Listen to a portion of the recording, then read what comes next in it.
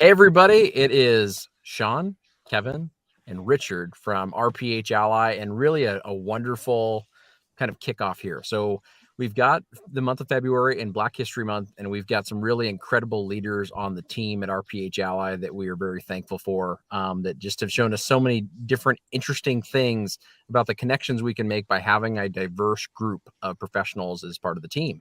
And so, we asked those individuals to come and tell us a little bit about themselves and their connections with Black History Month and what that means to them in kind of the medical community. And we really had to pry because these folks are super humble, just like our brother Richard right here, that just does not like to do those kinds of things. But we're so thankful that he took the time to do it today. Richard, how are you, man? I'm doing well, man. Just blessed to be here. I appreciate you guys having me on this show, and a month that means a lot to my family, especially looking back at where they came from, the opportunities that they had, and just the history of being black in America. And it's great to talk about these things and talk about our shared experiences.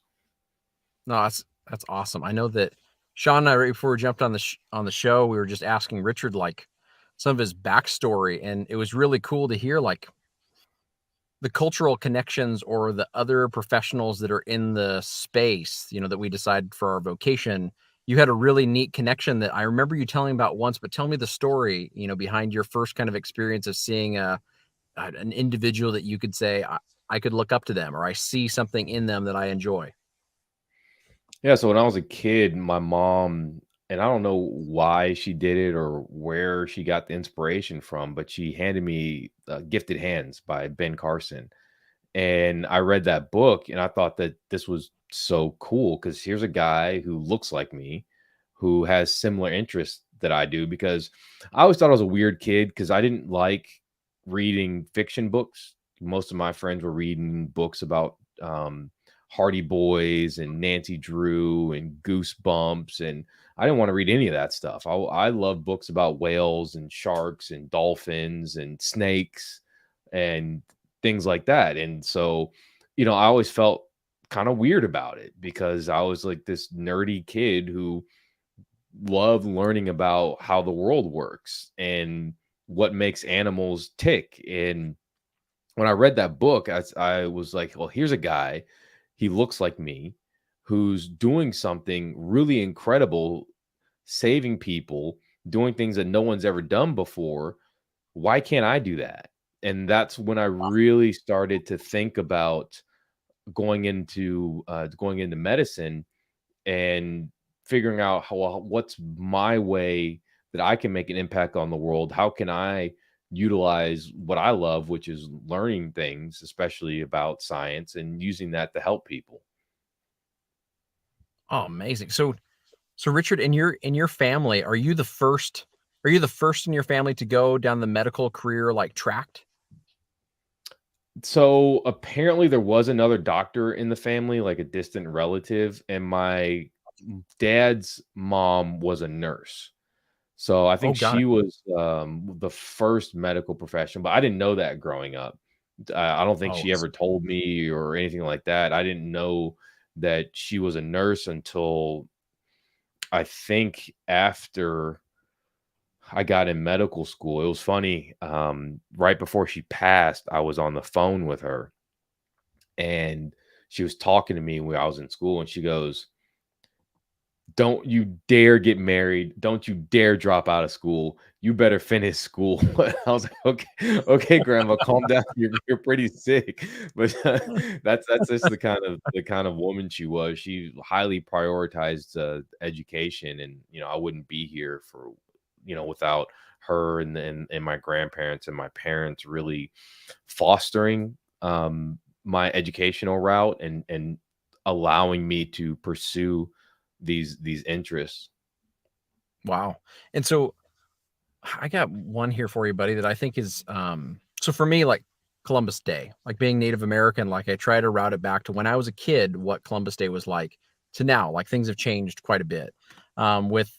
With Black History Month not being something that when you and I were little being a thing, and now it's around and fairly present. how has that changed? Like, is it something that in your guys' family, like what are you doing during Black History Month? Are there things that you guys are reflecting on or connecting to? What does it mean to the Harris family? There's there's a lot that it means to us because my family, we are all professionals, and hard work is something that's very important to my family, and education is actually something that's very important to my family. So 3 out of the 4 members of my immediate family um, will have an MBA soon. My sister will finish her MBA soon. Wow.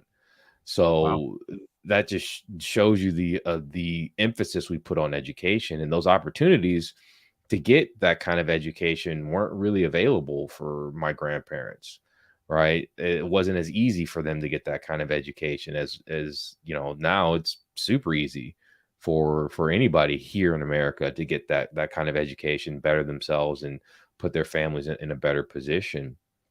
But I tend to reflect more on the lessons that my grandparents taught me, Mm, and who they were, and their values, and all the nuggets of wisdom they gave me, because I lost all of my grandparents pretty young. I think I was when my grandmother, the last one, she passed, I was in my 20s, I think. mhm. The rest of them had passed all when I was a teenager. So, there's a lot of opportunities I missed growing up, to learn from them, and wasn't really appreciative until I got older and started to reflect on all the things that they instilled in me. So Wow. I tend to reflect on that. I tend to reflect on the instances in my life that were hard because of my skin color. Mm, Um, I remember the first time some kid called me the N-word. I remember the first time that I felt different because of my skin color.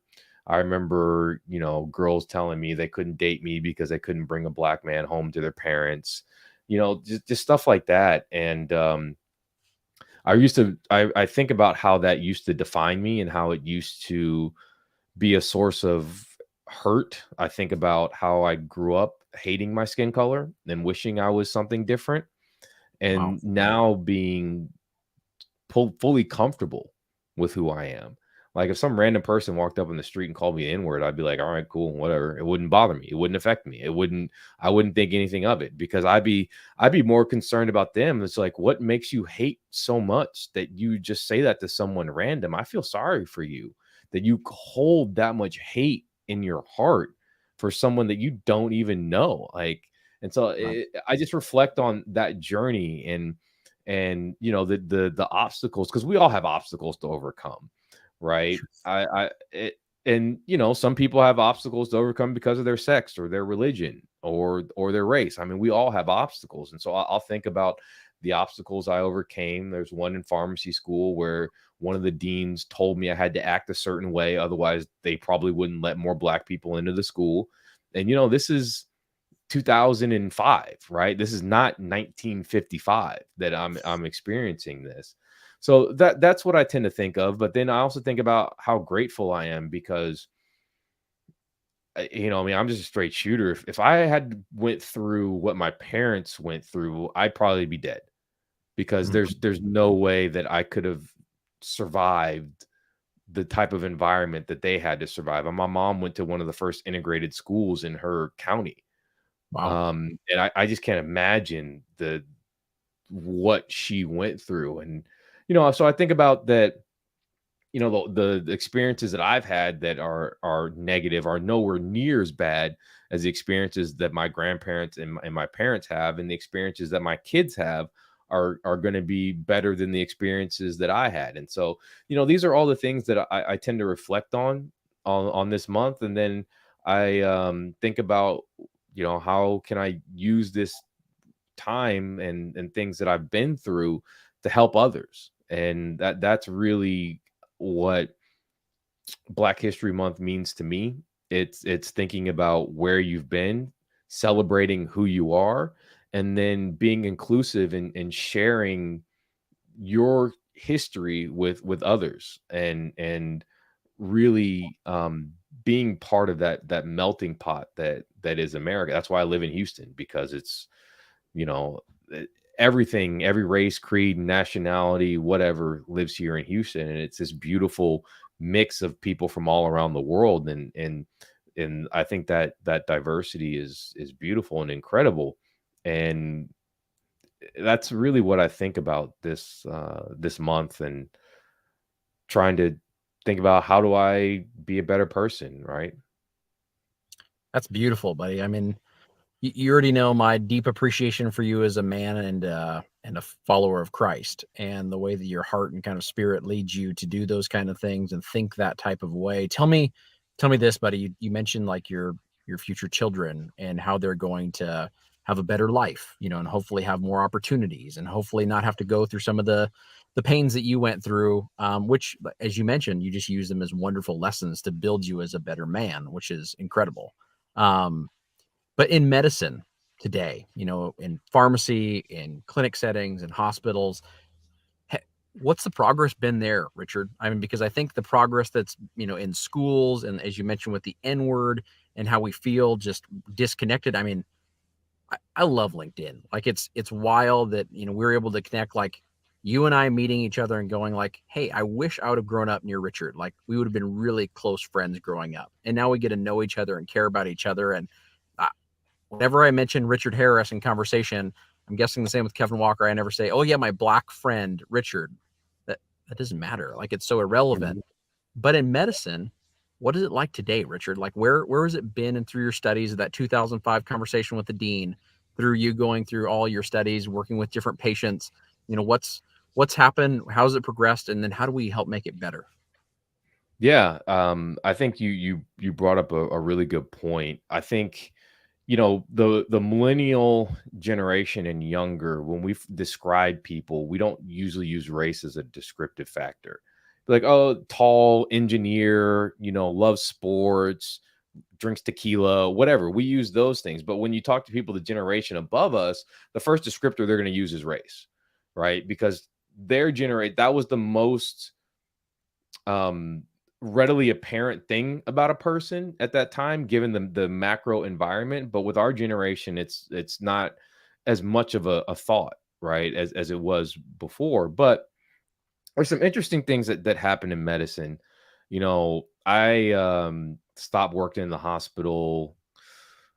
I guess it was 2021 was the last time I was working in the hospital. And when you worked in the hospital, there was a saying around the minorities that, the people in the administration, they're not black and brown. So if you're black and brown, you're not going to make it up into the higher ranks. And Hmm. then I saw where I went to residency. There was a story recently about a graduate who, I think she sued UTMB for racial discrimination there. And then when I was there, it Wow. was kind of the unspoken rule that, the black and brown people, we had to just kind of keep our heads low, not cause any trouble. We didn't get the help and the resources, right? And so you look at all these things, and people in medicine they don't want to talk about it, because medicine is a golden handcuffs for a lot of people. You make a lot of money, you don't want to really stir the pot, but these things are still happening. And then the experience of a black doctor, I could walk in a room in a white coat and people would hand me food trays, like I was there to pick up the food, or that I was there to sweep the floors. Or I've been told multiple times in my career, I don't want um a Negro doctor. And I'm like, oh, okay, well, I'm here, you're stuck with me. Right. And then you have an experience. I'll never forget this experience. This is how crazy and beautiful life is at the same time. I was on my trauma rotation in a residency, and this guy got slashed up really bad by his wife or ex-wife or baby mama or something. Ooh. Took a knife or a box cutter to him, just had lacerations all over his body. So, Mm. as a med student, whenever there's a laceration come in, that's med student, you're up. Go sew them up. So I walk in there, I'm like, this guy's got like 13 lacerations. I got to show up. This is going to take forever. So I get all the equipment together. I tell him who I am. it's like, I don't know, 1 o'clock in the morning, because it was a 24-hour shift. So it was, you know, tired. I'd been there since like 5 a.m., the day before. And so I tell him, I'm like, all right, I gotta sew you up, let me see all the cuts. I'll figure out which one I should do first, clean out first and sew up and blah blah blah. So I have the guy, I think he's lying on his side or something like that, and he turns over, and the first thing I see is a giant swastika on his chest. So I'm like, oh my gosh, this guy is like Aryan Nation or something, right? And at first he's like very gruff with me, and I'm like, well, this guy probably doesn't like black people, right? Like, and so I just talk to him. Like, I don't get pissed off. I don't do anything I'm not supposed to do. I just show him kindness. And at the end of it, he goes,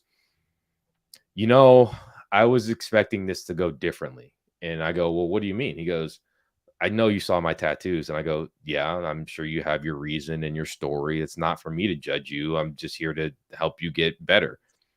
And he said that it was going to change his thoughts going forward. And I was like, well, why is that? He goes, well, number one, I've never talked to a black person for this long. And he goes, and number two, you are completely different than I thought you would be. And just that interaction, who knows what became of it, but it just shows that, we're all capable of kindness, and we're all capable of learning and self-reflecting and challenging our assumptions. And if I had come in there all pissed off with assumptions and he wasn't open, that process could have gone very differently. But in the end, it was a very enriching experience, I know, for me, and I hope it was for him.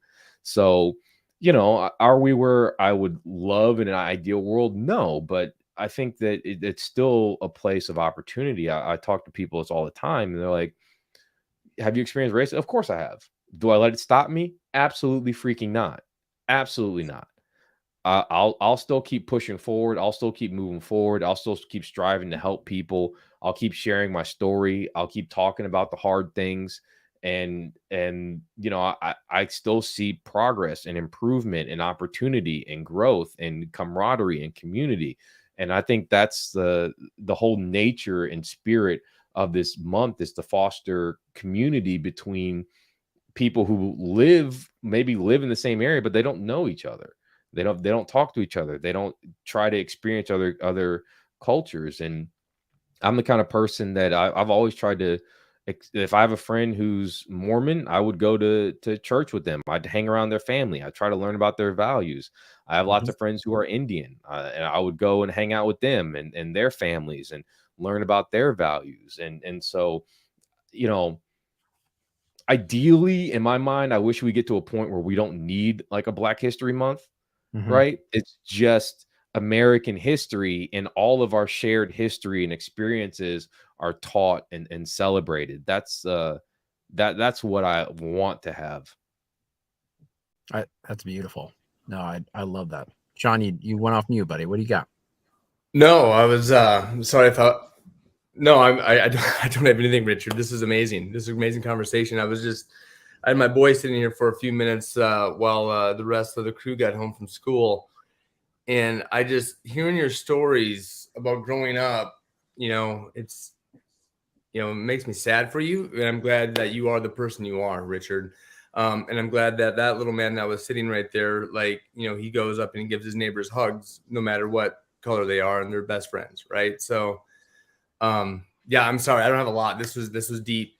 Thank you for just saying all that and talking No, about this. So, yeah. that's a good one. I love that your little guy is there, Sean, because I feel like that's one thing growing up, Richard, and that's one thing with Black History Month that I love, as you mentioned, the opportunity for exposure for us to be able to connect with each other, and to do more things that my boys will see. Hey, dad is on the Zoom call with Uncle Richard again, and that's a great, beautiful thing for us to be able to just connect those dots with each other and really build that loving environment. That swastika was just a one-time decision in a one-time instance that really doesn't matter and doesn't define a human being. That was a mistake that we can move on from. and be able to do more with. And I think that's incredible. Any advice, Richard, to, and we probably have lots of young pharmacy students, medical students that'll listen to this, that are connecting and probably thinking, oh man, the stuff that Richard is talking about, he's going through, I'm either going through right now, or I heard the horror stories and I'm worried about how things are going to go once I become a clinician. Anything for them, buddy, on, kind of the appreciation of what you've been through and encouraging them along the way. Yeah, I think the main thing is, it's hard out there for women physicians. It's hard out there for minority physicians a lot of times.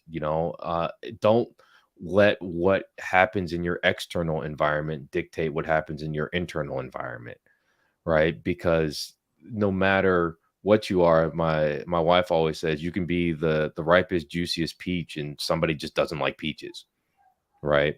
Where someone else is like, man, that's the best peach I've ever seen. Love peaches, right?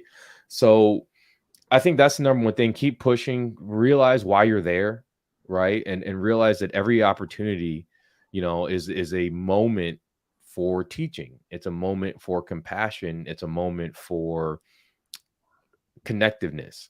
And realizing that when it all comes down to it, we all really want the same things out of life, right? We want to be valued. We want to be loved. We want to provide. We want to care for those that we love. We want to do something that society finds valuable, where we empower others and drive the needle towards a better destination. And that's why you go to medical school or pharmacy school, or become a nurse or a physical therapist, right? Because you're in it because you want to help people. So never let what happens to you distract you from that. And then always reflect on the good as well as the bad. I can't even tell you how many times I've been thanked that, someone was like, you're an angel. God sent me here today because you were here and you took care of me. And, that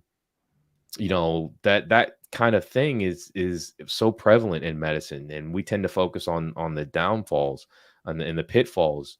But, I've had a beautiful career. I've had a wonderful career. I always tell people, like, I don't want you to think of me as the black doctor, or I don't want to get a job because I'm black. I don't want that.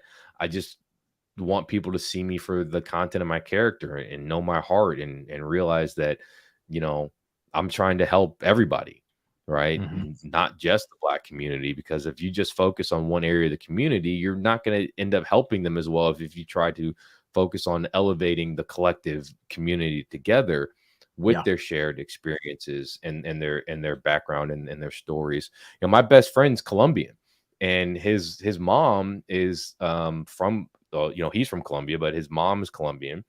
Her English is okay, but we talk a lot in Spanish, and awesome. I love it when she's in town, because it's like I get to know more about where my best friend came from, and I learn more about Colombian culture. And I've gotten to meet a lot of his family, and they've embraced me like I'm family. And that's just been a beautiful thing, like getting to experience that. Because the culture is different, and I've learned some things from it and been able to integrate some of those things and be appreciative of that experience. So, I would have never had that if I lived in a silo of, I'm only going to hang out with this type of person or associate with these type of people, or, people who look like me or talk like me, or who are from where I'm from. Yeah. I think that encouragement of just, recognizing their gifts and fully leveraging them and utilizing them for the good of others is a really beautiful message to let them know about, just not being afraid of all the wonderful things they're going to bring the world, in one way or another, and not let them get distracted. How about on the other side of the coin, Richard? That's probably my last question, buddy, even though you and I could talk forever. When it comes to all those folks that are not participating in Black History Month, and they're not Black, how should all the other individuals get to know more about, their colleagues and make those connections? I think the Colombian option, or the Colombian best friend, is a perfect kind of segue there, because, we're really talking about how do we get to know each other? How do we get to know our struggles and then be able to benefit, each other overall and really collaborate on a much deeper level? What are your thoughts, bud? Yeah, just have conversations. Like I've had friends come up to me and be like, "Hey, what was it like?" They just wanted to know, like, what were my experiences? How did you deal with certain things like that? How did it make you feel? And it's the same thing for myself. Like I've done that with other cultures. I've done that when I talk to women. Like, what is it like? You know, when people do this, or tell me some of your experiences, because I bet some of your experiences being a woman are some of the same type of experiences I've had being African American. Tell me, like, how did it make you feel? What happened? All that kind of stuff, and just asking a lot of questions. And I think that's how you foster things. And sometimes even you know people that are in your circle that you hang around with, do you really know them, like, as well as you think you might? And I think just having these conversations, spending time with their families. I've spent a ton of time with my friends' families, right? Their parents. Sometimes I'd spend more time with my friends' parents than my own parents, just because that's how close I got to them and their families, and being in that environment and seeing where they grew up and how they grew up, and how the wisdom that their parents gave them. So that curiosity, I guess, goes back to something I've always had as a kid, reading these super sciencey books. I've just always been curious, and so I want to know about people's experiences, because even as a physician, if I don't understand your experience or your history, I can as effectively help you, right? So that would be the thing that I would say is don't be afraid of asking people about where they come from and their experiences in life. You'll find you'll learn a lot. You'll find you'll be appreciative for your struggles and your journey, and that by doing that, when you ask people about that stuff, you tend to foster such a close relationship. Those people will have your back, during the tough times. That's awesome advice, Richard. I love it. I love it. I mean, we're not curious enough sometimes, right? So that is a great. I mean, I just love that you said that, because that is something that we can easily do, and sometimes it's not that easy to ask those questions, though, right? So I'm glad you said that, and hopefully other people will take that lead, follow that. Yeah, yeah. I always ask if you're comfortable talk. If you're not comfortable, just tell me. We Yeah. won't talk about it. But if you're comfortable, we'll talk about this, and I want to learn. I want to see how I can use that to maybe help a kid I run into who's going through a similar circumstance, or a patient or a client or something like that. Awesome.